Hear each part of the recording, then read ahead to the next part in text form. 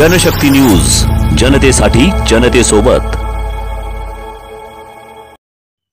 बुधवार दिनांक 7 फेब्रुवारी रोजी सोलापुरातील कायनेटिक इलेक्ट्रिक व्हेकल निदा ईव्ही तर्फे कायनेटिक कंपनीच्या इलेक्ट्रिक लुनाची शहरातून भव्य रॅली काढण्यात आली। रॅलीतील फुलांनी सजवलेली इलेक्ट्रिक लुना सर्वांचे लक्ष वेधून घेत होती। आसरा चौक, मजरेवाडी, नई जिंदगी, कुमठानाका, अशोक चौक, सिव्हिल चौक, विजापूर वेस, बाळीवेस, पांजरापोळ चौक, डफरीन चौक, 7 रस्ता, गांधीनगर मार्गे आसरा चौक असा या रॅलीचा मार्ग होता। आसरा चौक येथे रॅलीचे विसर्जन करण्यात आले। पेट्रोल हद्दपार करून बॅटरीवर चालणाऱ्या कायनेटिक इलेक्ट्रिक गाड्यांचा वापर करून आपली बचत आणि निसर्गाला प्रदूषण मुक्त करण्याचे आवाहन या रॅलीच्या माध्यमातून करण्यात आले।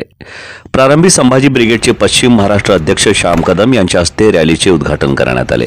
याप्रसंगी कायनेटिक इलेक्ट्रिक व्हेकलचे सोलापूर जिल्हा डीलर सलीम हुंडेकरी आणि माहिती अधिकार व पत्रकार संरक्षण समितीचे प्रदेशाध्यक्ष इद्रिस सिद्दीकी यांची उपस्थिती होती।